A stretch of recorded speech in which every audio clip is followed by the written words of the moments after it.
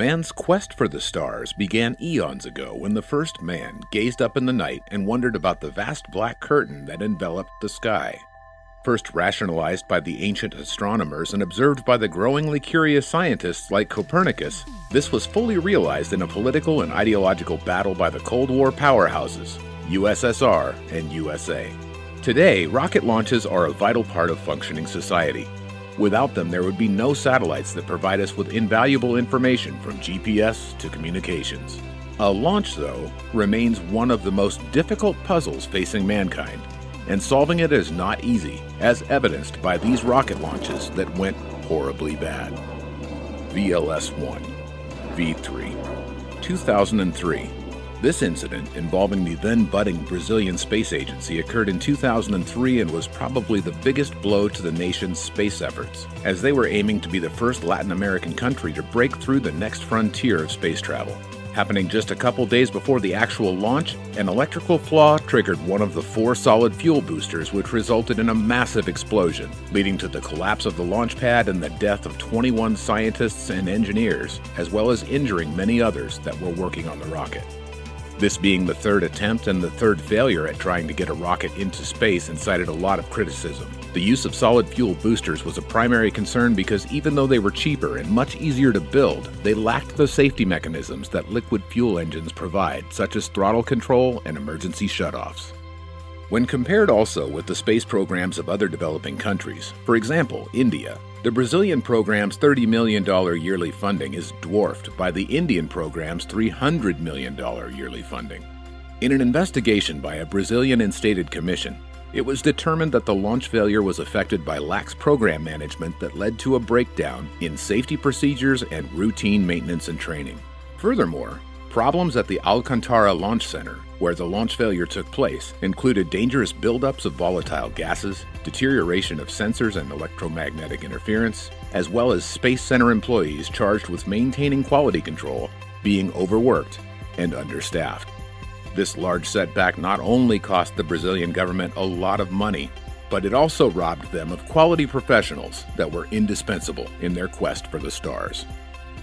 Falcon 1 inaugural launch. Before SpaceX's massive success that took the aeronautic and rocket launch industries by storm, it had some major obstacles to overcome. In March of 2006, the Falcon 1's inaugural launch proved to be a massive unforeseen failure, as the startup company, then only recognized as a fledgling in the industry, had their hopes crushed by a busted nut. No, this was not Elon Musk catching a low blow, but rather an aluminum nut holding together a part of the rocket had given way for the liquid fuel to spill in one of the boosters due to subsurface corrosion that could not be seen by the visible eye. After weeks of tests that preceded the launch, the salty sea air that breezed through the rocket over and over again led to damage so minor that it was barely noticed, but proved to be just the crack in the armor to bring the whole thing down. Although no one was hurt, the setback almost proved to be catastrophic for the startup company, as hopeful investors looked on with increasing fear of the reliability of SpaceX. But it was soon proven afterwards that SpaceX was in fact the man making several records, including the Falcon 1 being the vehicle that became the first privately owned spacecraft to successfully launch into orbit. Space Shuttle Challenger disaster. One of the most disastrous events in spaceflight's history occurred in January of 1986, when NASA's Space Shuttle Challenger burst into flames and exploded a little over a minute after takeoff, subsequently killing 7 crew members. The failure was traced to a malfunctioning O-ring meant to seal the gases inside, which apparently was warned to be in danger of malfunctioning prior to launch because conditions were not ideal. The Challenger was a culturally important vehicle, as it brought about many firsts, including the first American woman in space, Sally Ride, in June of 1983, and the first black astronaut to travel to space, Guy Bluford. Nonetheless, on the day of launch, ignoring their own safety protocols, the Challenger set off for launch with a little bit more attention than usual as the media anticipated a new spaceflight milestone. Christa McAuliffe, who was to be the first teacher in space, was set to teach a lesson while in orbit. The temperature was too cold at that time for a successful launch, but this information wasn't relayed to the launch decision makers. This blatant disregard for the clearly substandard conditions for launch ensured that Christa McAuliffe and the entire crew would not make it to orbit.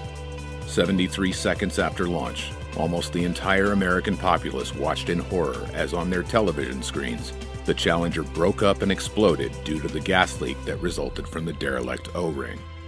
Every January, NASA takes a yearly moment of silence in their day of remembrance of this ill-fated mission, which remains etched into the hearts and minds of millions of Americans. Soyuz 1. It's 1968, and the space race is heating up to a frantic boil as the USSR aims to become the first to land on the moon. Alexander Komarov, a space hero and the first man to enter space twice, is set to be the cosmonaut in charge of the first crewed flight of the Soyuz 1 rocket. Amidst the fact that there wasn't a single successful automated flight for the Soyuz rocket, even reporting a preposterous 203 design faults to concerned party leaders, efforts to stop or delay the launch were overruled due to the encroaching pressure from the political higher-ups, as several key anniversaries were imminent in 1967, including May Day and the 50th anniversary of the Bolshevik Revolution, and required a major space spectacular to coincide with them. And so, the rocket was launched. It entered Earth orbit and sat there until a number of serious malfunctions arose, including the failure of some of its solar panels, limiting the power capabilities of the spacecraft, as well as glaring deficiencies in the automatic systems responsible for maneuvering the craft, which went completely dead a day after the launch. During this series of events, the Soyuz 2, manned by 4 cosmonauts, was set to rendezvous with Komarov and the Soyuz 1 to do the first ever docking of 2 spacecraft in space. Their mission was hastily modified to also help Komarov enact repairs on the Soyuz 1. But a thunderstorm loomed over the Baikonur Cosmodrome that night, causing damage to the booster's electrical system. This led to the Soyuz 2 being unable to launch, and subsequently resulted in the call to abort the mission of the already in orbit Soyuz 1.